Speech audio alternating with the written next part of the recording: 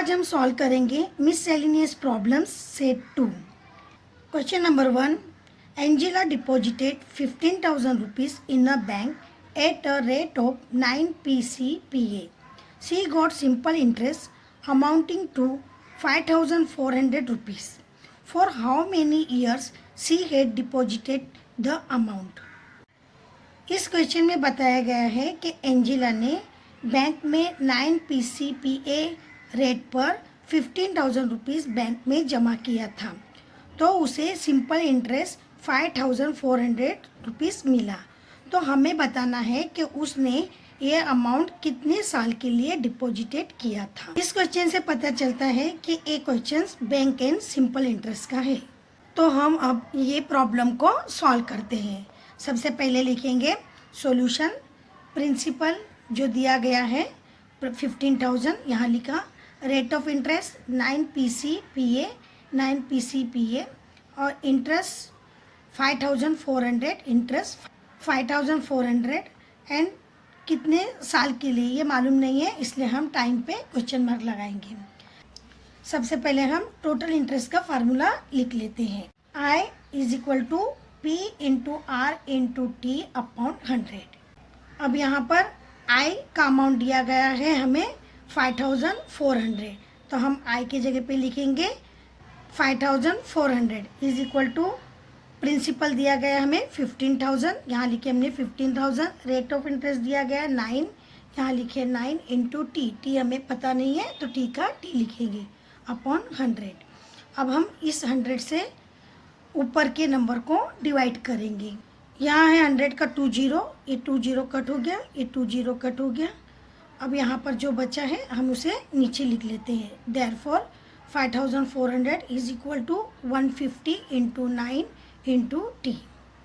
अब हमें यहाँ पर T मालूम करना है, इसलिए हम इस पूरे नंबर को हम लेफ्ट हैंड साइड में लिखेंगे और 5,400 को हम राइट हैंड साइड में लिखेंगे। तो हमने इसे यहाँ पर लिख लिया है। अब यहाँ पर ये मल्टीप्लाई करता है तो अदर साइड जाकर वो डिवाइड करेगा, तो हम यहाँ पर T को रख देंगे = 5,400 अपॉन 150 × 9। अब हम 5,400 डिवाइड 150 × 9 हम इनका डिवाइड करेंगे। सबसे पहले हम यहाँ पर ये 0 है, ये 0 को कट कर लेते हैं। अब यहाँ पर बचा है 540, यहाँ पर बचा है 15 × 9। अब 9 से हम 54 को डिवाइड करेंगे। 9 1 जा 9, 9 6 जा 54। ये 0 बचा है, 0 को हम इधर लिख लेते हैं, ये हो गया 60। अब नीचे बचा है 15। अब 15 के टेबल में 60 का भी आता है। 15 1 जा 15, 15 4 जा 60, तो यहाँ पर आया आंसर 4। T = 4 मीन्स उसे 4 years लगे, तो हम आंसर लिख लेते हैं। Answer Angela had deposited the amount for 4 years। Number 2, 10 men take 4 days to complete the task of tearing a road. How many days would 8 men take?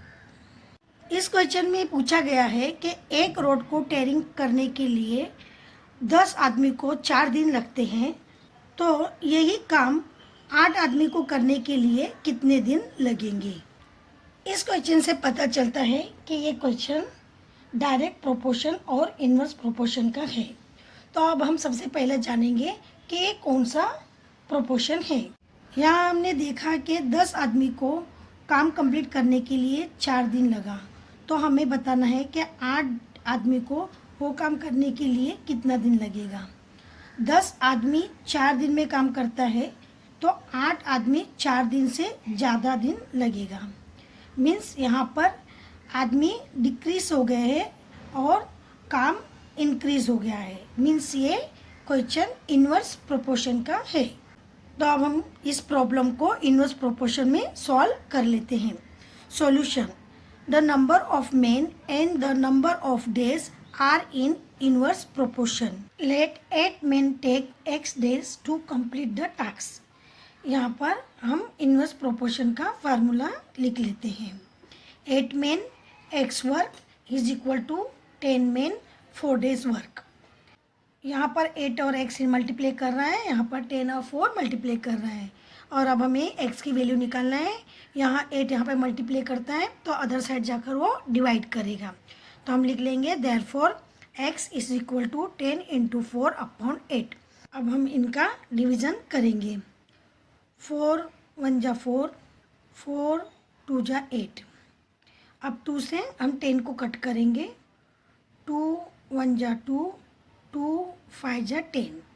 यहाँ बच गया है 5, तो हम लिख लेंगे therefore x is equal to 5। Means ये काम कंप्लीट करने के लिए 8 मेन को 5 डेज लगता है। तो हम फाइनल आंसर लिख लेते हैं।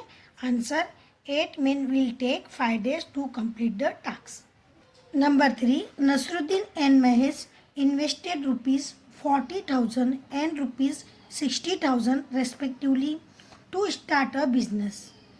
They made a profit of 30%. How much profit did each of them make?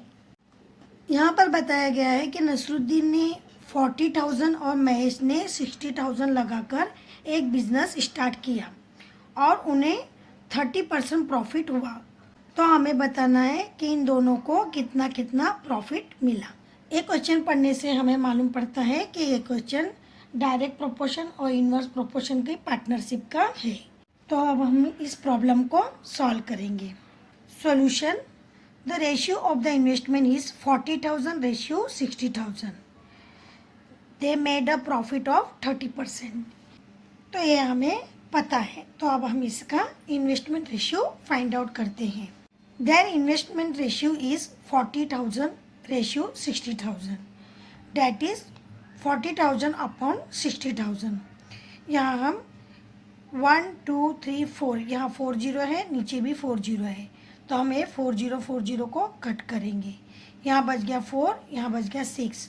4 और 6 का डिवाइड करेंगे। 2 2 जा 4, 2 3 जा 6, 2/3 is equal to 2/3 is equal to 2:3। Means इनका रेशियो आया है 2:3। अब हम इनका टोटल इन्वेस्टमेंट निकालेंगे। Total investment is equal to 40,000 plus 60,000। अब हम 40,000 और 60,000 को प्लस करेंगे, इज इक्वल टू आएगा 1 lakh. Profit is equal to 30%, ये हमें दिया गया है। अब हमें 1 लाख का 30% प्रॉफिट निकालना है, इसलिए हम प्रॉफिट का फार्मूला लिख लेते हैं। Therefore profit is equal to 30/100 into 1 lakh.